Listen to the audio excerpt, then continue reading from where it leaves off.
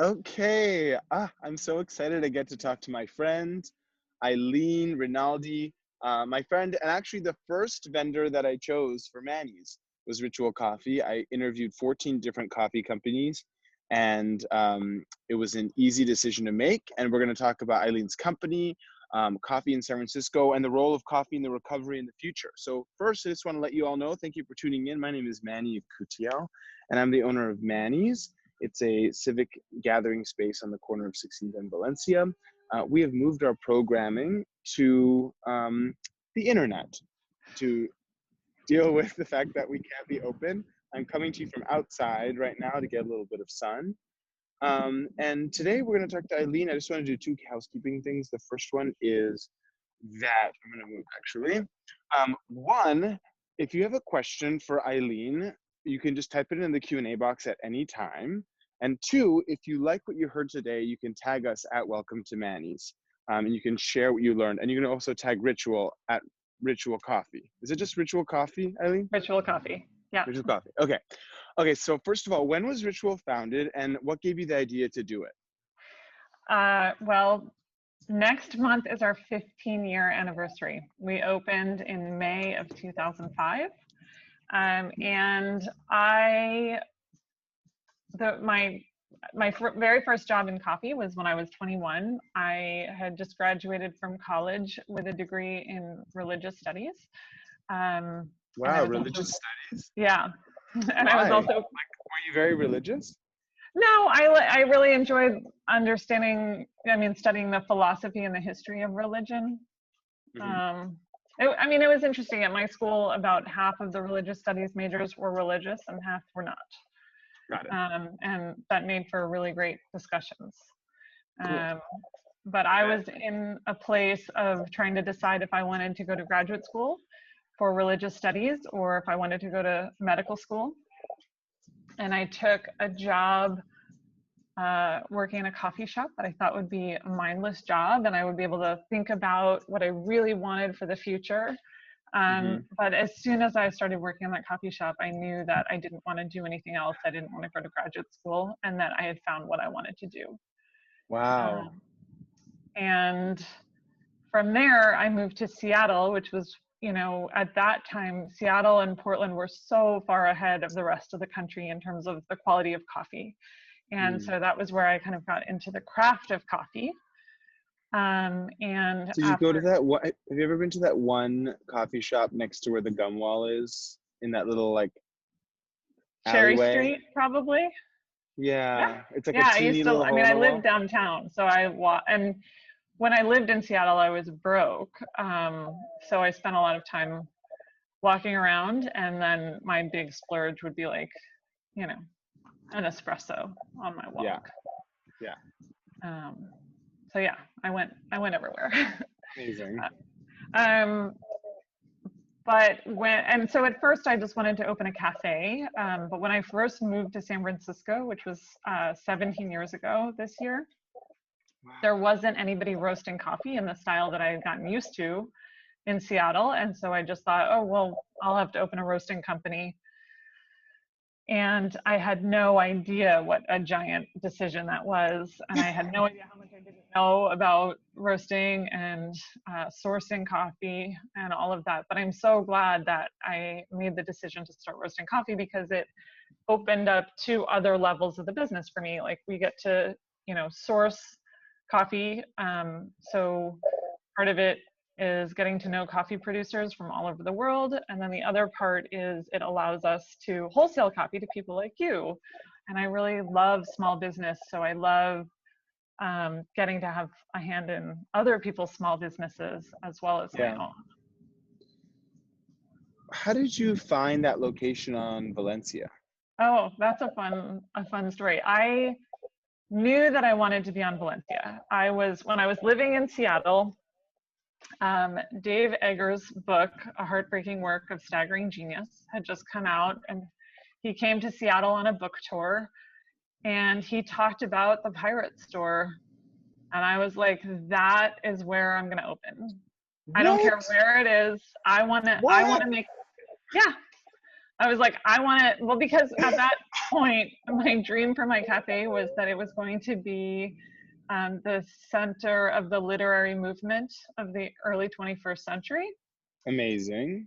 And so when I knew what Dave Eggers was starting, I was like, oh, well, that's clearly the literary movement of the early 21st century. And so I need to be near those people, and I'll be their cafe.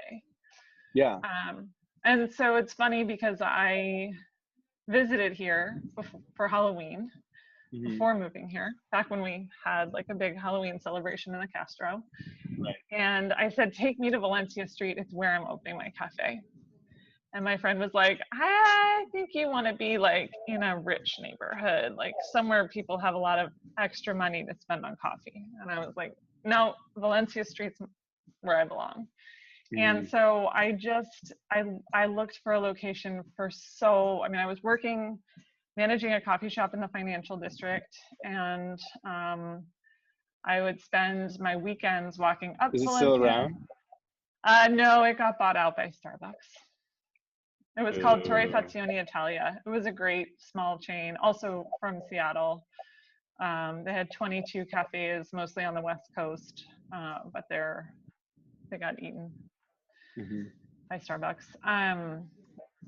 So I would spend my weekends like walking up Valencia and down, and up 16th and down 16th and up 17th, and I identified 1026 Valencia as the perfect spot because I knew I wanted to roast coffee. So I was looking for a one-story building. I liked the light on our side of the street better. And so basically it was You get better light on that side of the street. Yeah, I knew that. I thought that was important. So I had identified 1026 Valencia as the ideal spot, and it was a high-end furniture store called Home Remedies. And I went in and I talked to the woman, and I was like, if you're ever thinking about leaving, I would take your space over. And she was like, there's the door. Get up. And I left her my card, and I was like, look, I grew up in a small business. Things change. If things ever change for you, I would want you to call me. No way. And she was like, goodbye. And a week later, she called me, and she was like, well, what do you mean? And I was like, look, I really like this space, and I would pay you to leave. And so that's how I got the space.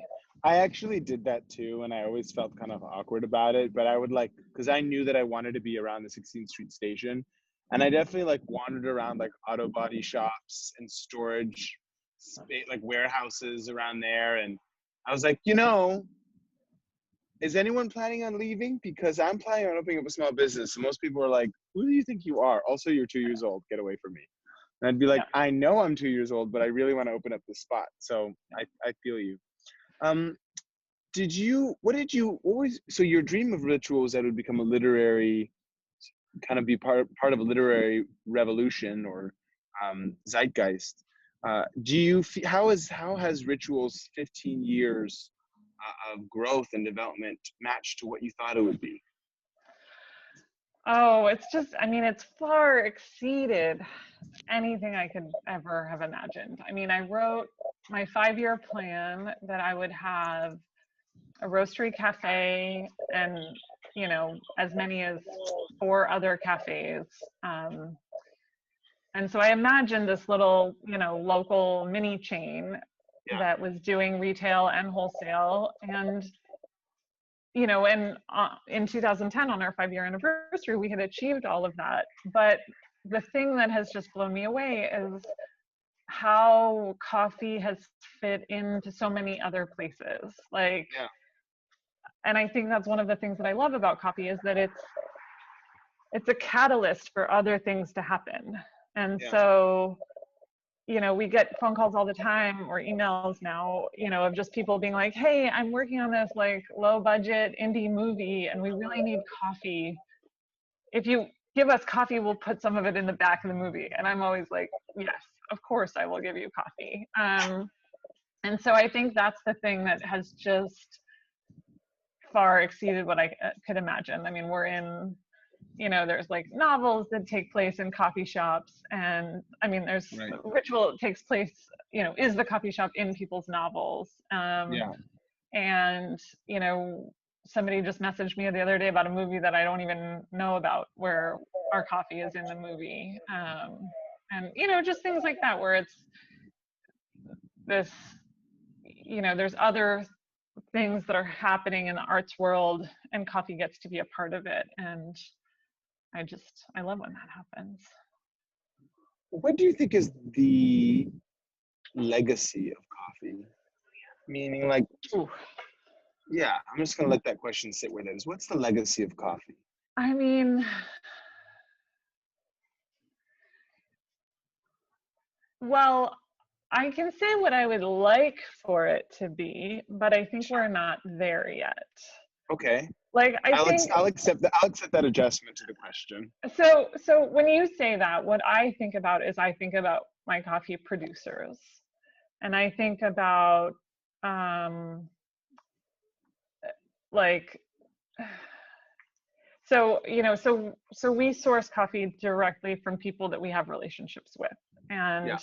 those are primarily smallholder farmers in Central America, South America, and Africa. And, you know, when other industries, like specifically the chocolate industry is one that's kind of younger than coffee, they look to us for what we've done in sort of separating quality from commodity. And I think we have a long way to go. So I guess what I'd like to see is I'd like it that coffee's legacy be separating. I would like for us to separate from the commodity world. Does that make sense? And like be I'm the not sure I first. totally understand what that Okay, means. so sorry. You're a smart businesswoman. I'm Let not me a take smart. a step back. So coffee is traded as a commodity, right? So Okay. so basically bankers in New York decide how much coffee farmers in Guatemala get paid. Okay. What? That sounds weird. Yeah. And it's based on the weather in Brazil Wait, and the what? coffee consumption in China, right? What? It's not based on anything real. Okay. Although bankers, I'm sure, are like, what? Those are totally real factors. But it's not based on how the coffee tastes. And so something that we have done since as long as we've been buying coffee for 13 plus years, green coffee, I mean, we have tried to separate, we've tried to divorce our model from the commodity model. So we taste coffee and we say, this is exceptional. We're willing to pay 3 times what the commodity price would be paid. You would be paid Got it. based on a commodity market. Okay. And that's important because the commodity price is typically below the cost of production. So coffee farmers have to pay to produce coffee. That's not sustainable, right? So for me, what's been important and what Ritual's legacy is that we pay coffee farmers a living wage. And so that they see a future, and hopefully their kids and grandkids see a future in coffee farming. Because I can't do what I do, you can't do what you do if we can't get green coffee. So we want the younger generations to be enthusiastic about producing coffee. And it's great if they're exceptionally enthusiastic and want to make it taste better. And those are typically the farmers that we work with. So what I'd like to see, you know, and then on the other hand, for commodity grade coffee, you know, slavery is still an issue. Like I go like this week, if it hadn't been canceled due to our current global pandemic, I would be at a coffee conference in Portland and we would be talking about slavery in the year 2020 in the coffee industry. And is it possible that some of us are drinking coffee that are made by slaves? If you are drinking commodity coffee, it's likely that you are drinking coffee that But was like picked local coffee shops in San Francisco?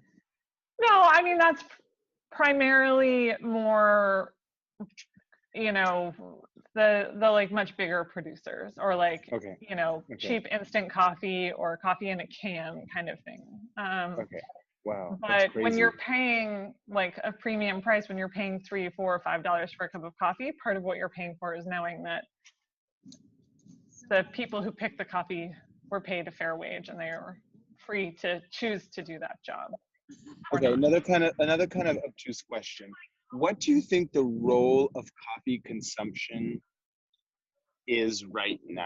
Not Oh my economic, God. but like, what do you think coffee is?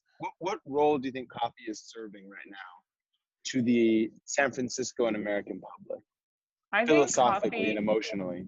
philosophically and emotionally, I think at the end of a day, when people are like a little bit beat down, thanks to the current situation, what coffee does is people go to bed and they're thinking, I get to wake up and have coffee tomorrow.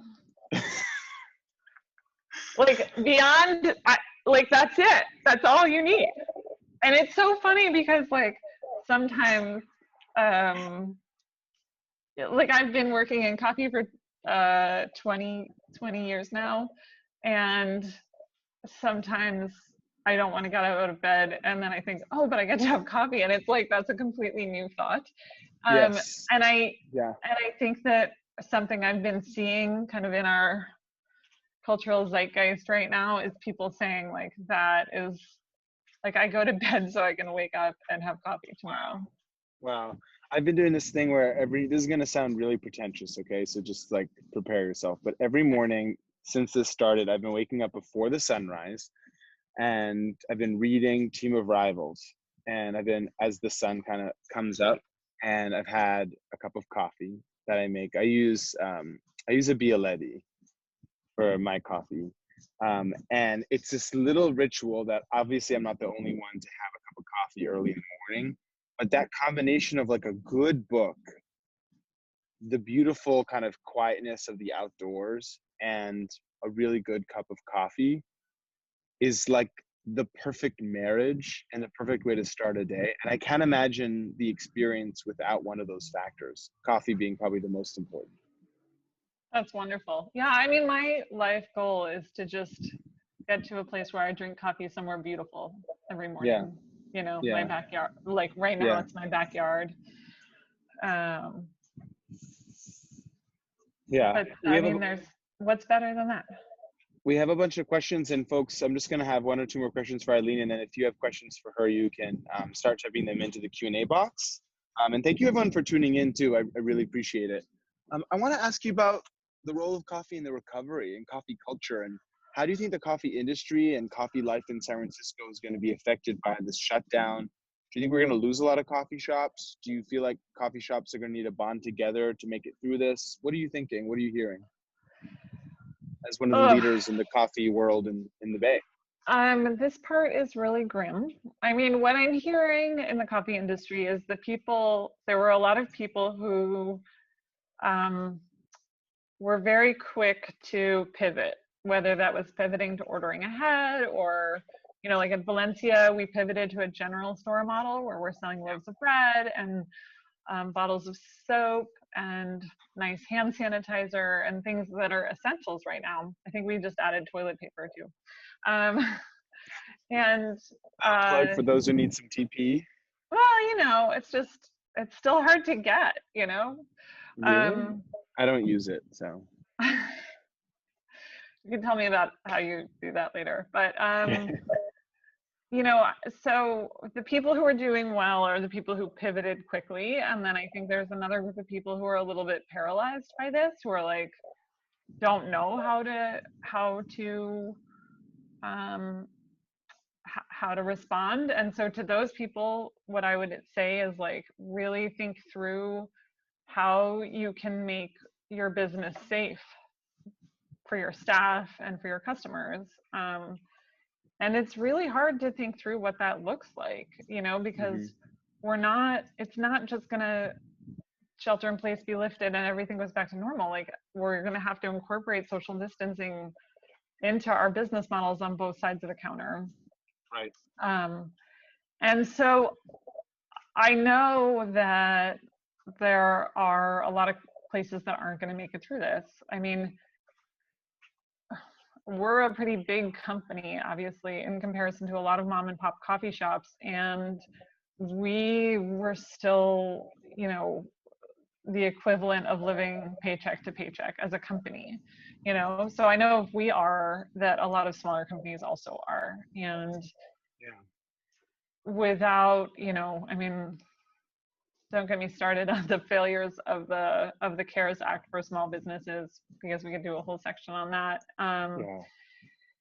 And you and I have talked about that. Yeah. So I mean, I'm worried about my wholesale accounts. I'm worried about places. You know, I think the San Francisco economy. I know the San Francisco economy is more resilient than a lot of other places. I think even, you know, we have a cafe up in Napa, and in the 2008 recession lasted a lot longer up there than it did in San Francisco. And so then I worry about the places in, you know, Louisville and Oklahoma City and, Yeah. you know, Ann Arbor and all these much smaller cities that don't have a, you know, as resilient an economy. But I think we're going to see a lot of change. And it's funny because there's a really great movie called A Film About Coffee. I recommend you watch it. Ooh, It's a okay. beautiful movie. It was made by a company in San Francisco, and you know, that movie came out, I think, 4 years ago or something. And even then, like, people would ask me like, oh, what's the future of coffee? And I talked about how, like, there's going to be a split. Like, cheap coffee is going to stay the same price and the quality is going to drop. And expensive coffee is going to continue to get better, but also we're going to see a differentiation in terms of the experience, right? Mhm. Because right now, most coffee shop models are the same, and it's not Yeah. really that different from fast food. You Right. shuffle up to the counter, you place an order, you shuffle, you know, and pay, and then you shuffle somewhere else, pick up your order, and go to your seat. God, what's all And this shuffling happening? Is it just well, like a ritual thing? I mean, I'm just making it sound as basic as possible. But and I think that when we think about what a cafe looks like with social distancing, we are going to have to differentiate our experience. So I think, you know, the to-go model, we may have to keep people standing outside and waiting for their coffee. And then if you're Yeah. going to the cafe and you're one of the people who's seated at a table that's 6 feet from the next, maybe we have table service. I mean, maybe we incorporate, like, Yeah, they do that in Vienna, don't they? right. I mean, and that's what I was going to say is, like, I think about the Italian model where in Italy you walk up to a counter and you order espresso and it's €1. But if you sit at a table, it's €2 or whatever. Yeah, And yeah. so maybe we're going to see that kind of a model emerge. You should start charging in euros and then just go for like full Italian. There you go. Okay, my last question for you is, you posted recently a picture of you serving your first customer at the Ritual shop on Valencia, and I wanted you to tell me what it felt like the first moment you opened the doors to your first coffee shop. Oh, that's a fun memory. I mean, so the first customer, to be fair, was my roommate. So, you know, that wasn't a big shock that somebody that I knew and loved, who had been with me through the whole process of building it, was there at 7 a.m. on our first day. Yeah. But the thing that blew me away was the next customer, because I didn't know him. And I looked at my coworker who had built the shop out with me, and I was like, Allie, do you know this guy? And she was like, no. And we both kind of stared at him. And obviously we took his order and made his coffee and said, thank you. But it was just so mind-blowing that somebody just walked in off the street and ordered coffee and gave us money for it and then sat down and hung out.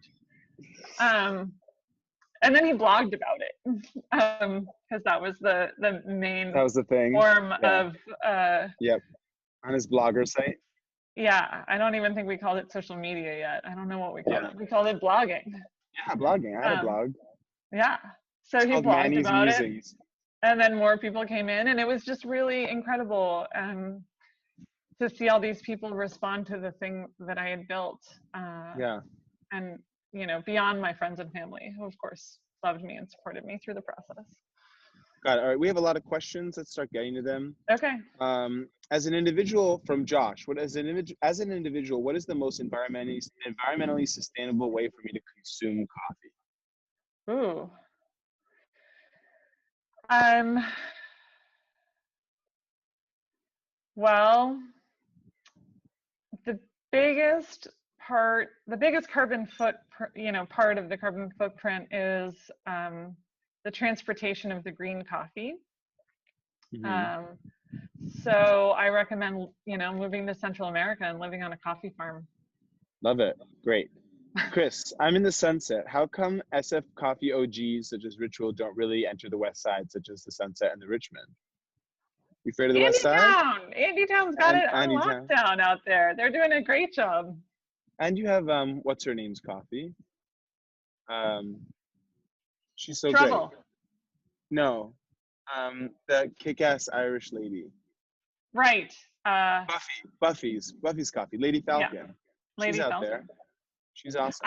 But to answer that, I wanted to open in the Sunset for a long time. So find me a spot on 9th Avenue and I'll be all over that. Awesome. Jim writes, Michael Pollan writes that coffee and caffeine is a drug and he spent several months abstaining. He said he felt very different. What's your view? I love the way coffee makes me feel. I mean, I could abstain, but it feels so good. Why would I? Yeah. Sometimes you gotta just do it feels good, Jim. Although sometimes, you abstain for a while and then you have it again and then it feels even better. So I've definitely had like times where I've drunk too much coffee and then I had to pull back and then, yeah, that kind of happens to me. yeah. Jeremy asks, I love this conversation. Curious as to how you think producers and sourcing will be affected or have been affected at this time. Has your sourcing changed significantly? Love you, Eileen. You've been the best boss I've ever had. Ah, that's so nice. Hi, Jeremy.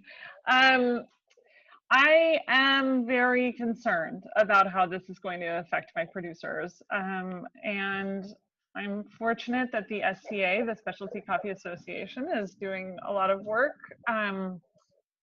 to be providing education, because I think one of the biggest problems right now is that the information that we have on COVID-19 is very localized depending on your geography. Mm-hmm. And so there was a lot of misinformation. And I think the SCA is trying to get some good information to coffee producing countries so that people know what to do, how to protect themselves. But I'm concerned about that. And so far, the only supply chain issues we've had is just a slowdown because everybody's working from home. So the logistics, like a lot of systems are like on physical computers in importers and the places that hold our coffee, but that's not a big deal. The other supply chain issue you'll notice is that very soon our signature red cups will be gone and we'll have some white cups because our cup manufacturing happens in China and all the paper cup manufacturers pivoted to make masks. Oh, wow. And so we won't have red cups for a little while. I don't know what that's going to be like. Although I guess I don't really drink Ritual coffee out of a red cup typically. I drink it out of a Manny's cup of some kind. All right, some questions about your preferences, Eileen. Teddy asks, thanks for the chat. What's your favorite brew method and why? Ooh. Well, I have a favorite brew method for every scenario, right? So if I'm in a fully built out coffee shop, I mean, nothing beats espresso. But if I'm at home in my kitchen, I like a Kalita, which is a metal cone. And I like it because it produces a really round, like it gets a lot of the sweetness and the like satisfying body out of a good cup of coffee. But if I'm camping, I really like AeroPress because if water is limited, it's just so easy to clean up an AeroPress. It's also really good to make an iced coffee when it's hot. And so like when you're camping, you want to have less gear and then it can make a hot coffee or a cold coffee. Amazing. You got the But if good. I'm You on got an the good. airplane, which Oh my obviously God. no one's going anywhere, then I go with my the Ritual instant coffee. Got it. Okay. A love for all seasons. Yeah. Sydney, you started. Let's have this be the last question. I think Sydney asks, you started Ritual in 2005 and braved the 2009 recession. What's your approach to navigating through the next few years, given a probable recession? Right. So I've been very cavalier about recessions because the 2008 recession really hardly affected us. But we were a really different business in 2008. In 2008, I had Ritual Valencia, I had Flora Grub, and I had my Napa. My Napa Cafe opened in 2008. We were still doing all of the roasting at Valencia Street. So it was a super lean operation where almost everything was under one roof. And at that time, you know, our cafe sales went up because everybody was working from home, or I mean, they were unemployed, so they were coming and hanging out in the cafe, and there was just like a really good community scene. And it wasn't like everyone was like glued to their laptops and cell phones at that No, we were definitely already glued to laptops. point. Oh, really? And our BlackBerry Pearl. Oh my God, I didn't have a laptop till like 2010. Oh well, there's a great 2008 article. We were the front page of the San Francisco Chronicle one Sunday about how we were like this startup, the Web 2.0 epicenter. But you know, so I've always been really cavalier about recessions, but I didn't have global pandemic in my plan book. Right. And so it's gonna, you know, it's really hard to imagine how not being able to, like, so much of what my business is bringing people together, and we can't do that. So I'm gonna have to figure out how to have a business without bringing people together. I know exactly the feeling, Eileen. Well, I just want to say in front of everyone who's watching right now how proud I am to serve your coffee. I also think it's amazing to have such a kick-ass woman running this extremely respected brand. I know that your tagline, I don't know if I'm gonna say it right, is to have the best coffee ever, basically. That's about right.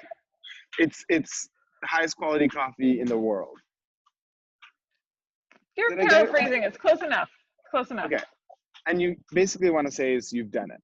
I love your coffee. Oh, thanks. Well, we love working with you, and we love what you're doing to create dialogue. And I love that, you know, just because you can't have people in a physical space, that you haven't let that stop you. No, and I won't let it stop me. I want to thank Sam and Ram and Jupiter from my team for helping put this on. And in the chat box right now, if you feel so inclined, you can become a sponsor of Manny's. It's $36 a month. And it's the way that I'm going to try to make it through this potential recession, is to try to get the community to support my space and keep us open. So if you're able and you're interested in supporting a small business in San Francisco, please go to the chat box and click the link. It's joinit.org/o/Manny's. You can get your Ritual coffee delivered to your door. You can do a subscription. Where do people figure out how to get a subscription to Ritual? Go to ritualroasters.com and click on shop, and we will help you out there. We'd love Ritualroasters.com. Easy, so easy to remember. I just bought some Ritual coffee for my friends. And hey, support your local small businesses, support people's dreams. You have two people in front of you right here who have put all their chips into their dreams, and you know, we need your help. So thank you very much for listening in. Thank you, Eileen, for being so freaking awesome, and have a good rest of your evening, everyone. Thank you, everyone. Bye.